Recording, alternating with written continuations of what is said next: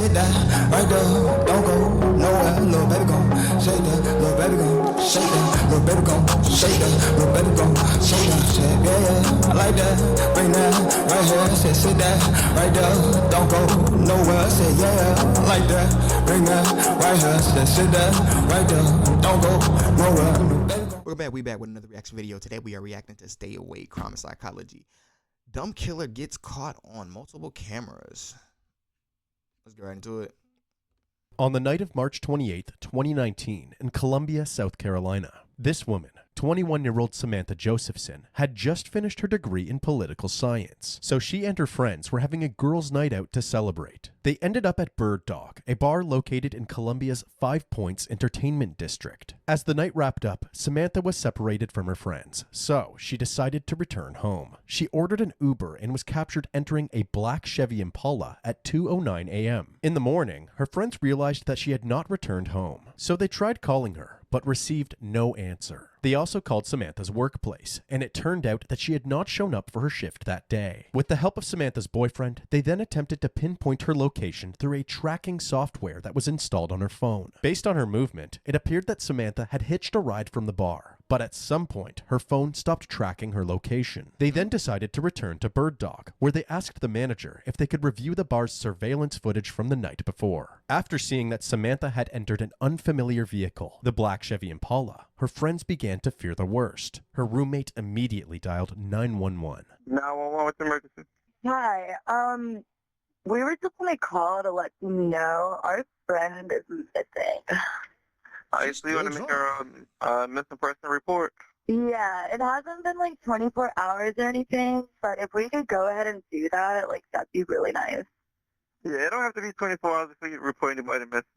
Oh, I don't know why I thought that. Because of TV. No. Yeah. We went out in 5 Points last night, and she still hasn't made it home. Her phone's dead. We don't think she, like, went home with, like, a guy or anything. Like, we're, like, actually, like, worried. So. All right, what is her name? Samantha Josephson. She goes by scamming. All right, we got it. So we're going to send an officer out there so y'all can make that report, okay? Okay, thank you so much for the help. You're welcome. No problem. All right, bye.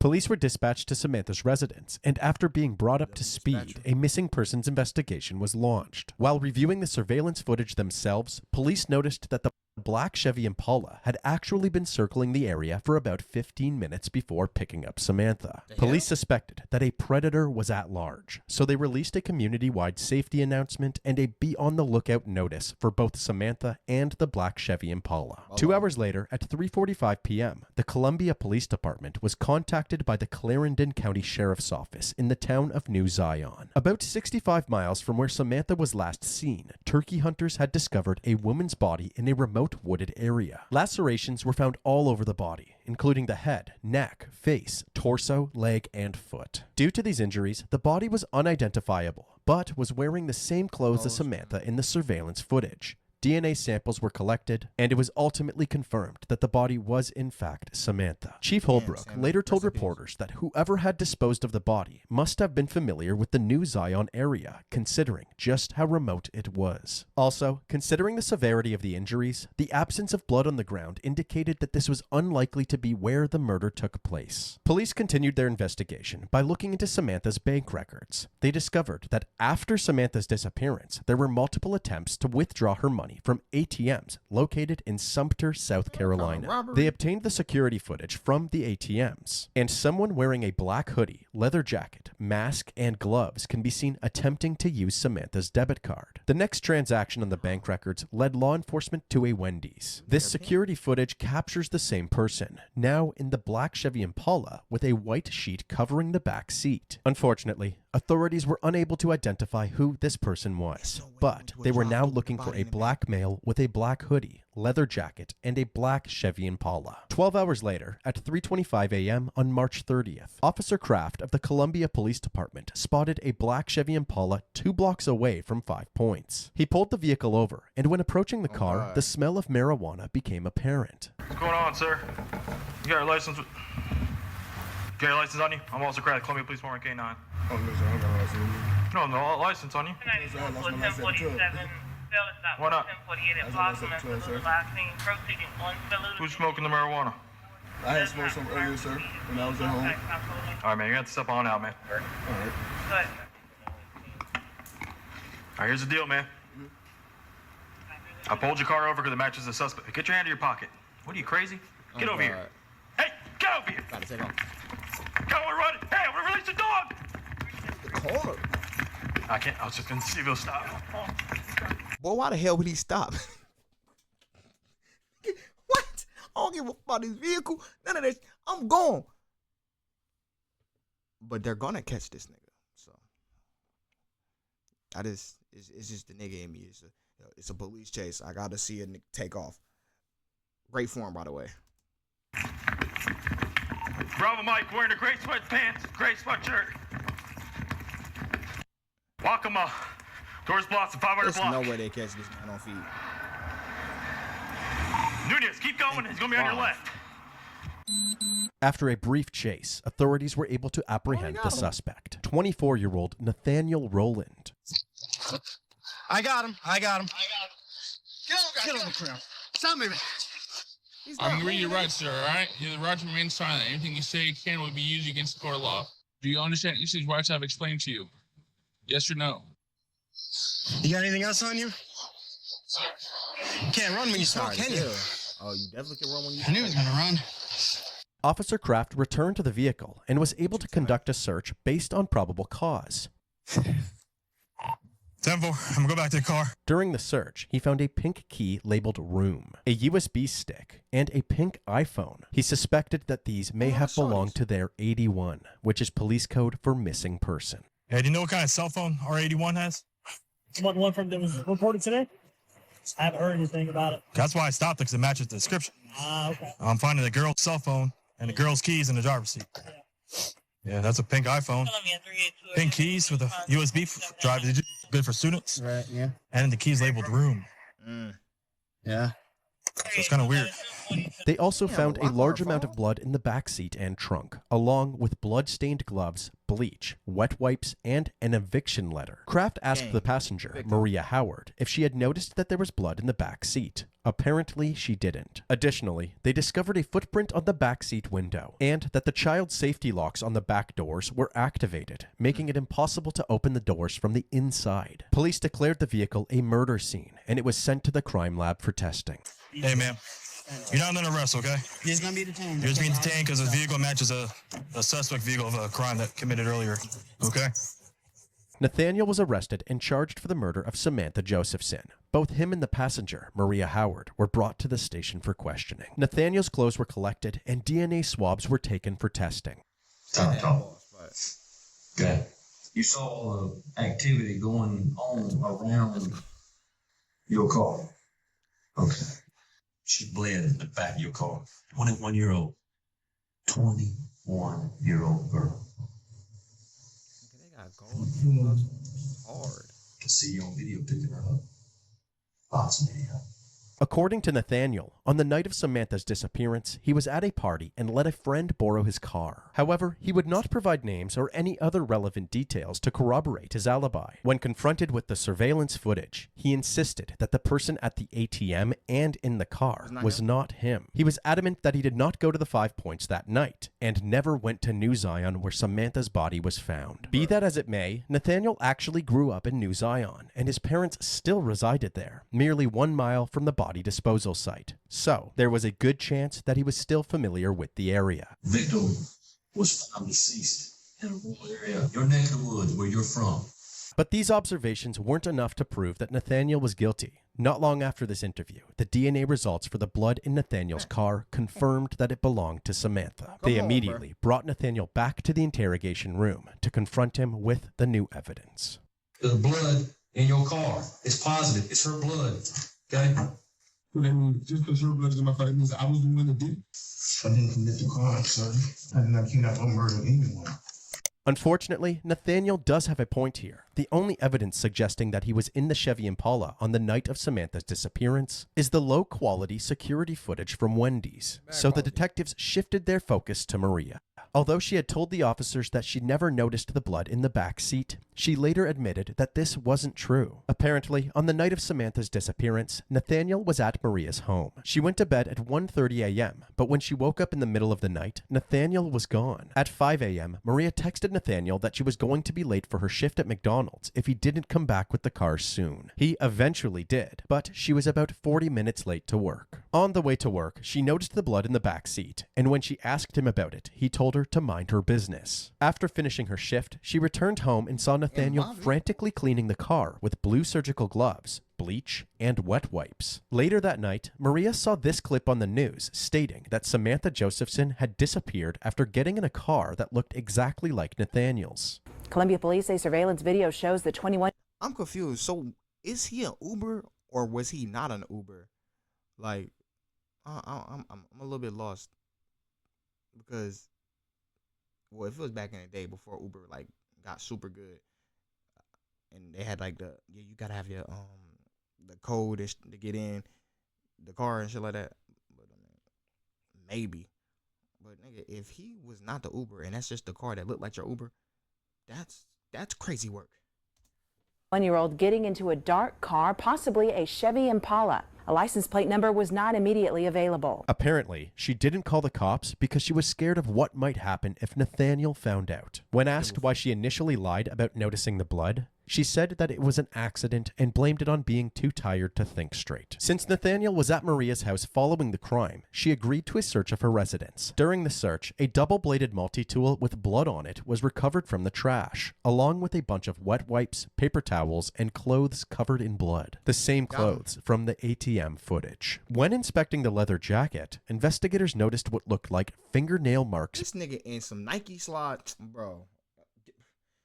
Bro, get him out of here. Being dragged down along the side. If the mountain of evidence thus far wasn't conclusive enough, more DNA results came in. Swabs from under Nathaniel's fingernails had traces of Samantha's DNA. The blood on the clothes was also tested, and it too belonged to Samantha. At this point, authorities were confident enough to prosecute Nathaniel, and a court date was set. Nathaniel's parents were interviewed in the following days and were certain that their son had no part in the crime. You know, made this thing so bad.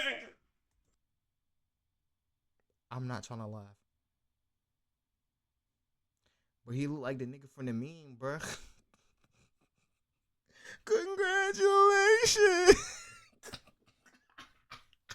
I can't. Oh, sorry, bro. That shit too funny, bro. Go ahead, man. Rock out. I want to know if you did this thing and tell me. That's all I want to know. Tell me the doggone truth.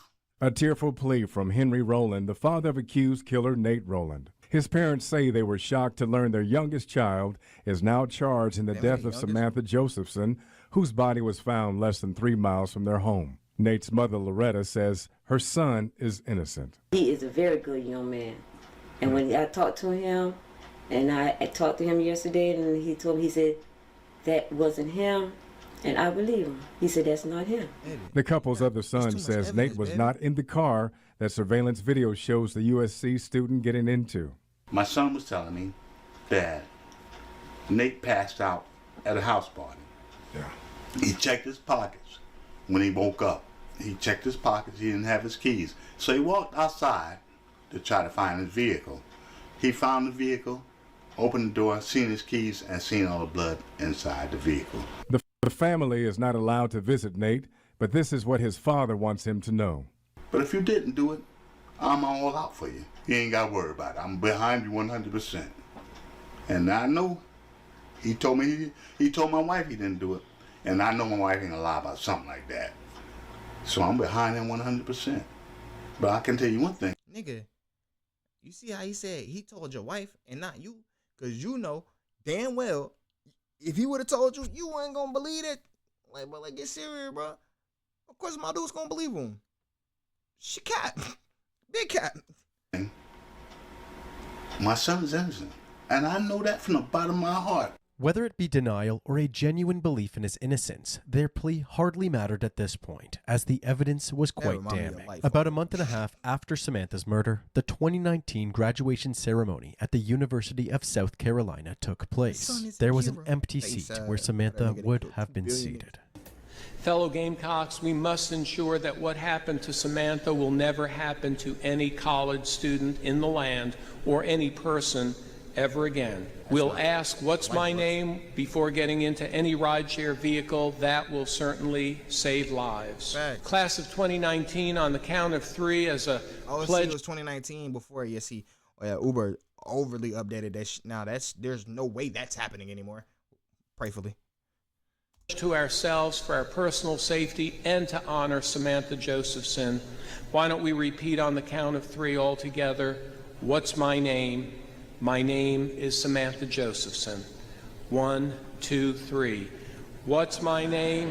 My name is Samantha Josephson. Samantha's family received her degree on her behalf. Leading up to his trial, Nathaniel's family started a GoFundMe proclaiming his innocence to help pay for his legal fees. It had raised $240 in 7 donations before being deactivated soon after. Nathaniel's trial began on July 19, 2021. Prosecutor Brian Gibson presented his opening statement.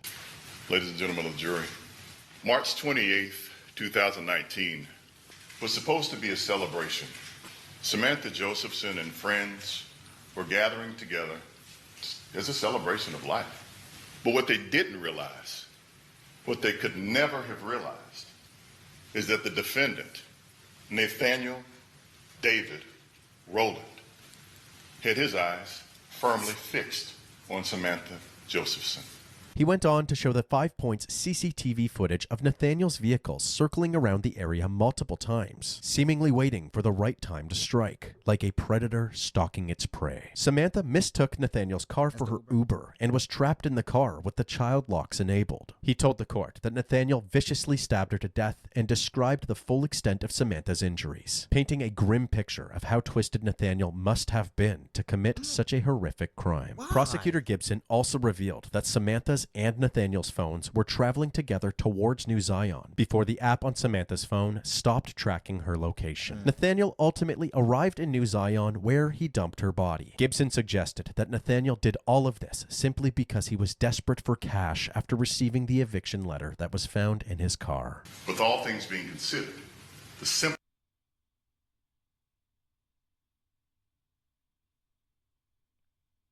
An eviction letter.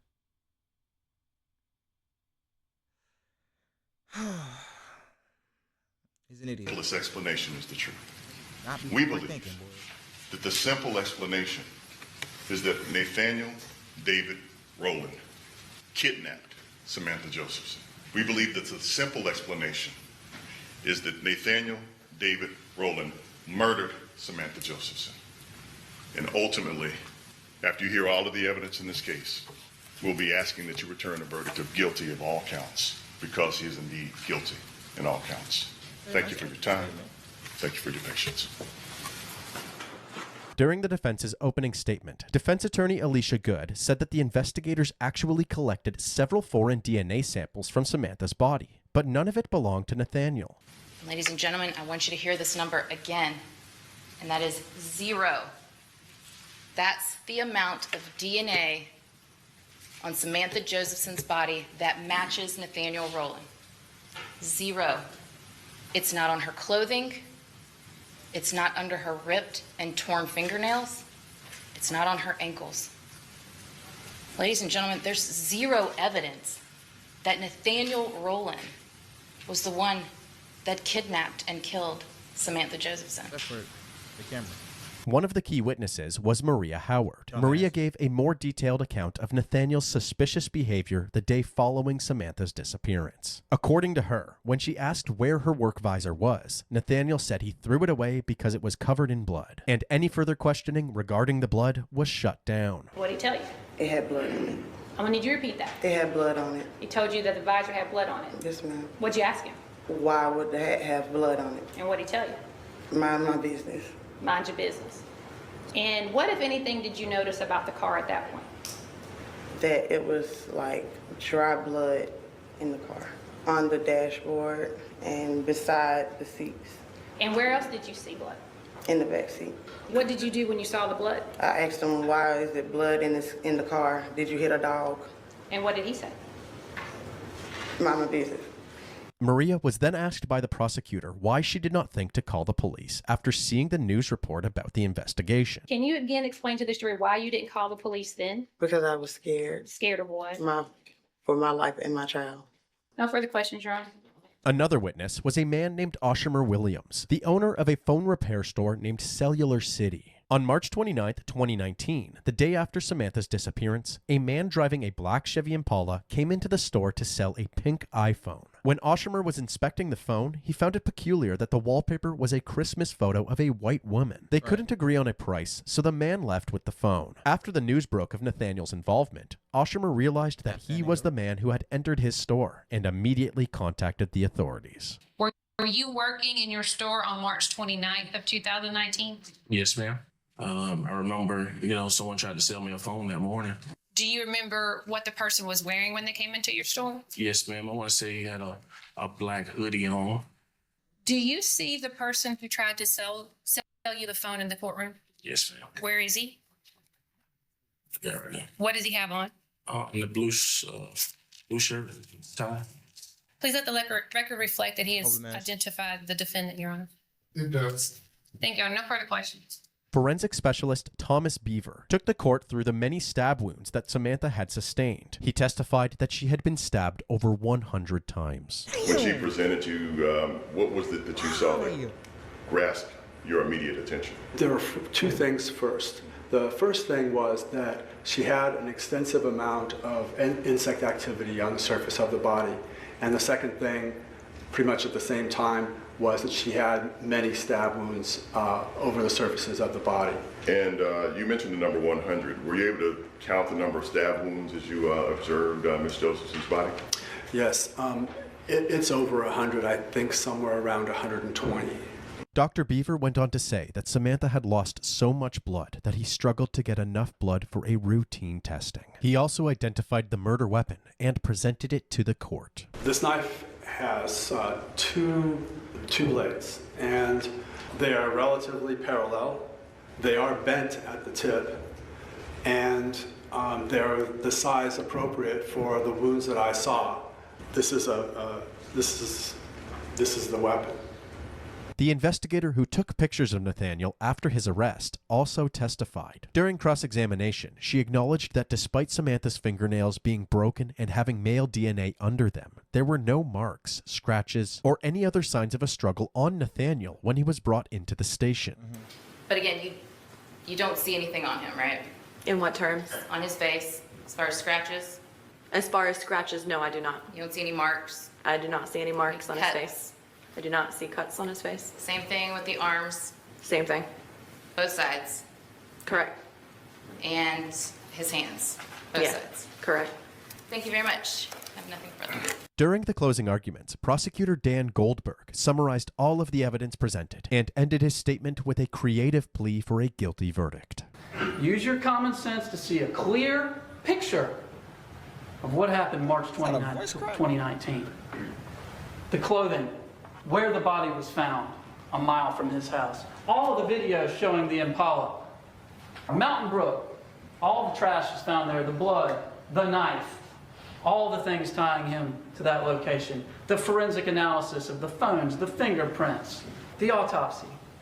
When the smoke is cleared, the picture comes clearly into focus. And there is only one reasonable conclusion.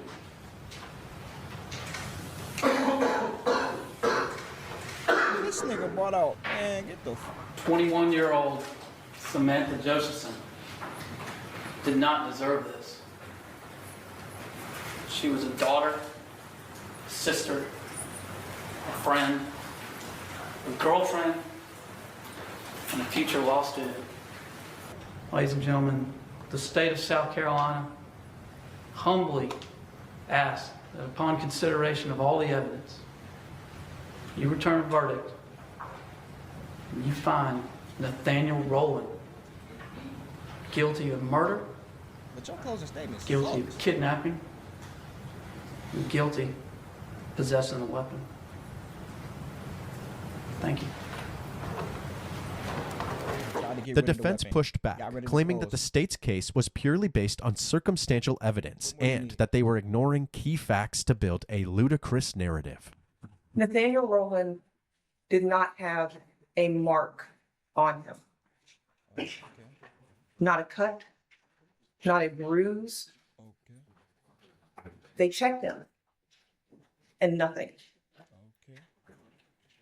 The unidentified people that the state wants to just brush off like they're no big deal, they do matter. What unidentified people? DNA evidence does matter. Her blood being in the car and Nathaniel Rowland driving the car. Shorty just said DNA evidence matters. That nigga had Shorty DNA all over damn near 78% of everything he wore. Why would you say some contradictory shit like that in your closing statement? Are you stupid? Does not mean that he is the one that killed him. Killed her. What I can ask of you is to not let your emotions dictate your decision. Don't let your emotions, the fact that this is a sad, tragic, heartbreaking case, dictate your decision when you go deliberate. That's what I can ask of you. The state has not proven that Nathaniel Rowland kidnapped Samantha Josephson. They have not proven that he has killed her, and they have not proven that he had a weapon during those crimes. They have failed at meeting their burden. Talking about the weapon. I ask that you find him not guilty. Thank you. That was the worst closing statement I've ever. Like, bro, the state's closing statement wasn't good. And it's only because, nigga, why the fuck you got this fake ass clipboard? This nigga think we in third grade. No. There's only one conclusion that's right here. You don't get your stupid ass. But nigga, you're worse. After the closing arguments, the jury was ready to deliberate, and it would take just over an hour for them to reach a verdict. Indictment number 2019 GS 402450, the state of South Carolina versus Nathaniel David Rowland. This is an indictment for murder. We, the jury, find the defendant guilty. This is signed by the four-person jury number 130, July 27, 2021. Nathaniel Rowland was found guilty on all counts, including the first-degree murder of Samantha Josephson. Before Nathaniel would receive his sentence, Samantha's family provided a statement to the court. Hello. 3-second applause. Get that nigga out of it, man. Y'all must think people slow. I ain't gonna lie, bro. I feel like a better defense attorney probably could have cooked, but like Shorty just no. And even then, I don't want you to cook. Let him rot. Nothing will replace her. Nothing I can say will bring her back. And nothing that I can say I know will ease my family's pain and heartache. No time to say goodbye. No time to tell Sammy all the things I would have wanted to say.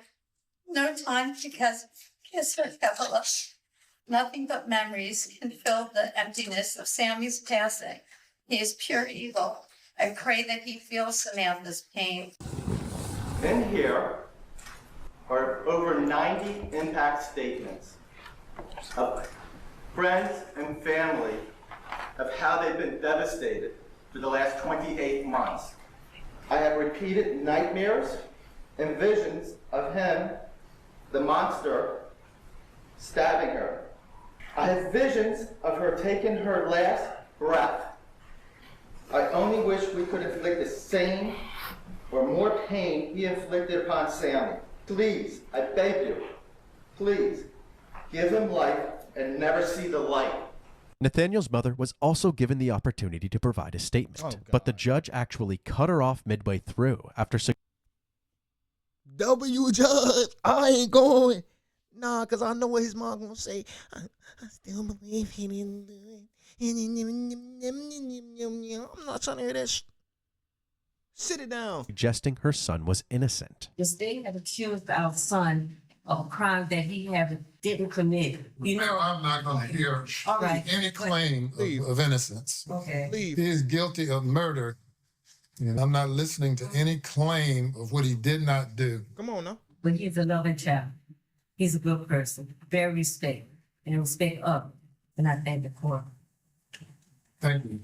And was lastly, slick. Nathaniel had a few words of his own. Don't Is there worry. anything you would like to say?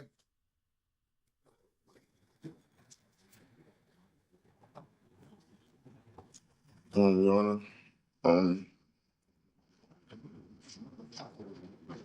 I know I'm innocent. But I guess what I know and what I think really doesn't matter.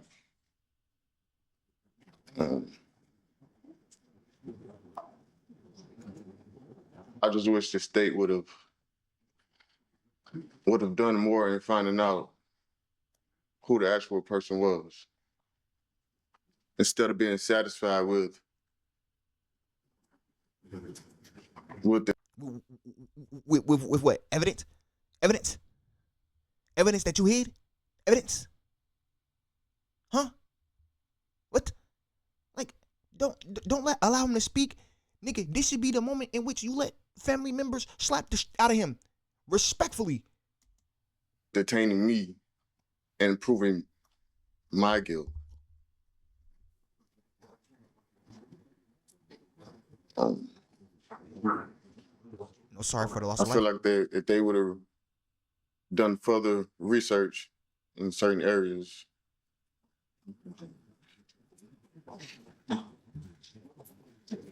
Nigga, that's the sentence. that's all. Nathaniel Rowland was sentenced to life in prison Clown. without the possibility Sauce. of parole. He will spend the rest of The his mixtape. life in the South Carolina Department of Corrections. In light of Samantha's tragic death, Sammy's Law was passed. With today's enactment of Sammy's Law, we will give passengers a greater sense of security by clearly and visibly marking the vehicles of rideshare drivers and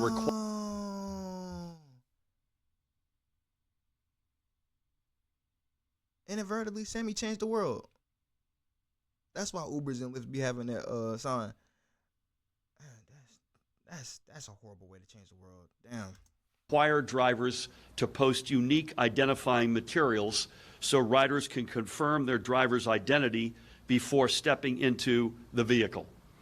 I want to especially thank and commend Marcy and Seymour, and Sydney's been with them every step of the way, who in the face of deep personal tragedy have made it their calling to spread awareness about ride-sharing safety through the What's My Name campaign to encourage riders to ask their drivers 3 simple words: what's my name, before entering the vehicle. We cannot begin to imagine the terrible grief the Josephson family has carried, and I'm well aware that this could have happened to any member of our community. The problem with senseless tragedies is that they are indeed senseless. Yet we can and we must strive to bring sense to the world to prevent another tragedy. It is our greatest responsibility to ensure the public safety and to implement smart policies to prevent tragedies so that no other family, friend, neighbor, or community should have to grieve as the Josephsons have and suffer another loss of a bright star like Samantha. Well, I mean, I think old head on the podium really summed it up with a bow perfectly. Again, Sammy, you changed the world. Unfortunately, you had to lose your life, but I mean, you're ensuring the safety of everybody else after you for sure. Cause the fact that this bum ass nigga tried to say, "Oh, I didn't do it," bro. Any decent person, bro, even if you wasn't the rideshare nigga, bro, any decent person, bro. If I'm driving the vehicle and it's supposed to be the vehicle that's supposed to be a ride-sharing vehicle or not, and I stop and shorty get in the vehicle, I'm gonna be like, why are you getting in the vehicle? I'm not Uber. Have a nice day. Please be safe. Like, what the? He not a good person, bro. Cause why would you let her get in the vehicle, then lock the vehicle? Even if it wasn't you, whoever was in the vehicle, come on, bro.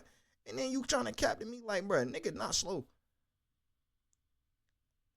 why would we be over here in 5 Points and then you drive 61 miles away from 5 Points? Like, bro, back to where your parents live at, gang. Like, bro, 1 + 1 gotta equal 2. It's either you or your brother. Pick one. Like, what? What are you talking about? But yeah, that's the end of the video. Make sure y'all like, comment, subscribe. Share your thoughts on the video in the comment section below. Also, hit the notification bell so you can stay up to date when I drop videos on this channel.